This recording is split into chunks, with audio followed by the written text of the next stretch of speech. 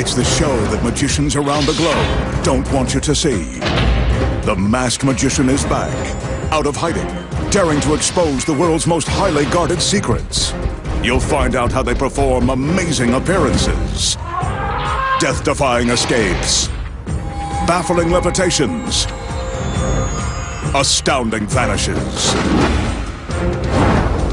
mind-blowing sleight of hand, and impossible illusions. No magician is too famous, no trick too big, no secret too sacred. The magician's code will be forever broken on magic's biggest secrets finally revealed.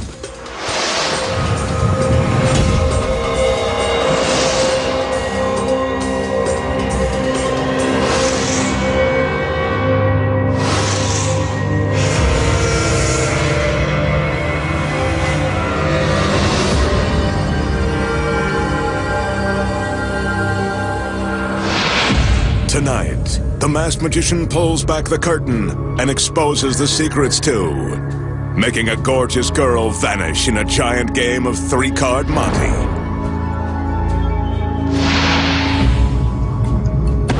Creating a beautiful woman from a cloud of smoke, then dividing her in three and putting her head over heels.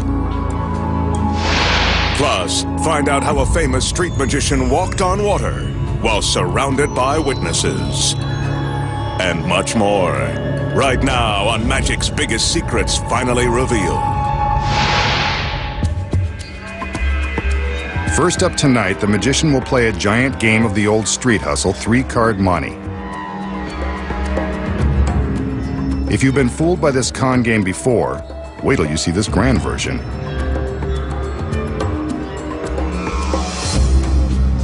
He's got these three tall stools, big cards, and instead of a regular queen of hearts, he'll use this lovely princess. Let's see if he's the king, an ace, or the joker.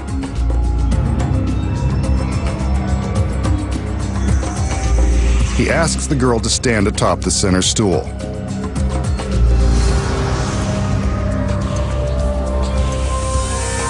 Helping him with the cards are two more members of his harem.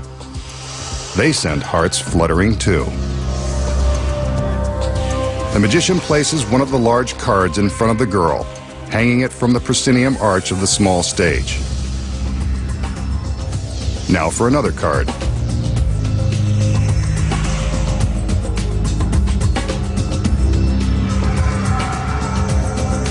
This one will hang to the right of center, above the empty stool.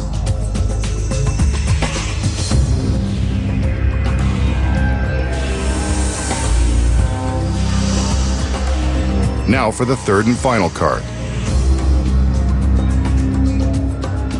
This one hangs in front of the empty stool that's to the left of center. Three stools, three cards, and one girl standing behind the card in the center. Right about now, a street hustler would tell you to follow the lady, so let's do. The magician removes the center card to reveal the girl, but she's gone.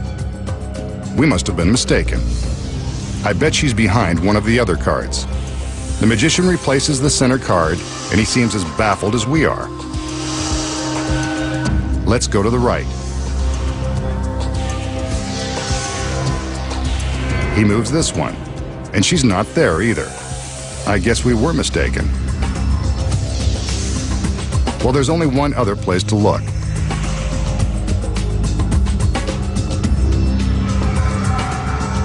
He heads to the far left.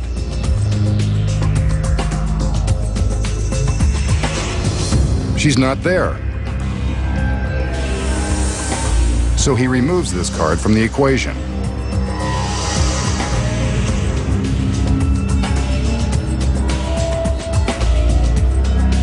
Next, the card on the right side goes away, leaving only the one in the center.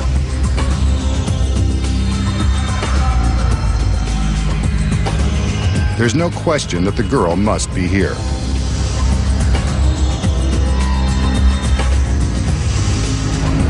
Well, so much for that theory. She's gone. Completely vanished. I guess spending a magical evening with her just wasn't in the cards.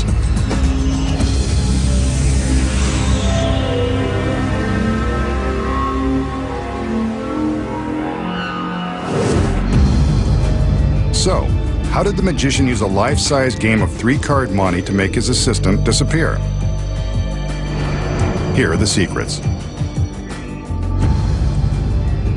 The first one is hidden behind this large proscenium arch.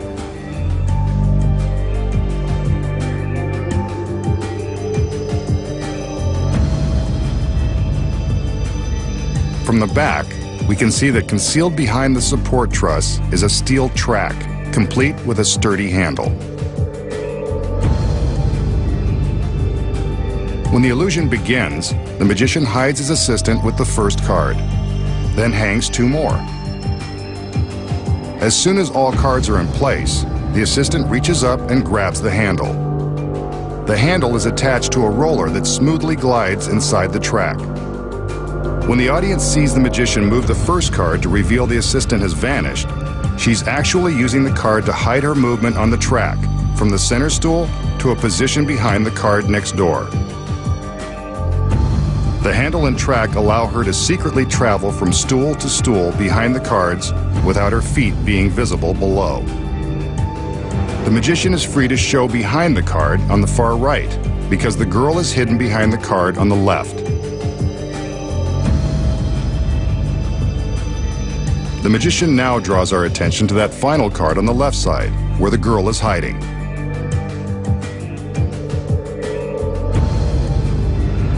But where is she?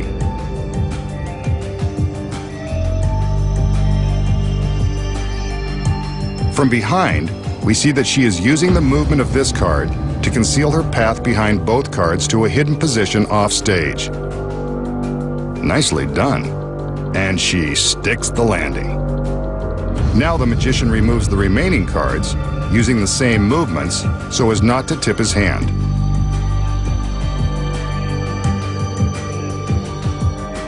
And now you know the secrets to cheating at this giant game of 3-card monte.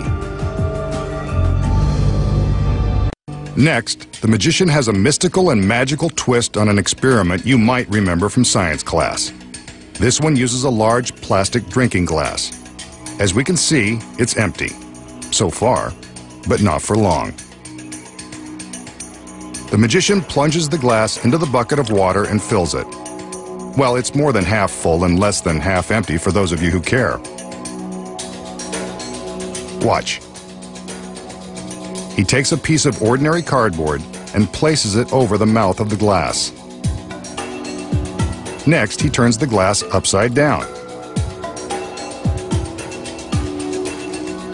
Some of the water spills out, but the cardboard seems to be holding the water inside the glass. I remember this. Something to do with a vacuum. Bet he can't take the cardboard away. A little magic, he can take the cardboard away. And the water stays inside the glass. Now that's a good trick. Watch again. The count of 3, and the water is released from its magic spell. Nice trick, Masked Man. Makes me wish I paid more attention in school. So, how did the magician turn a classic science experiment into a magic trick that defies the laws of physics?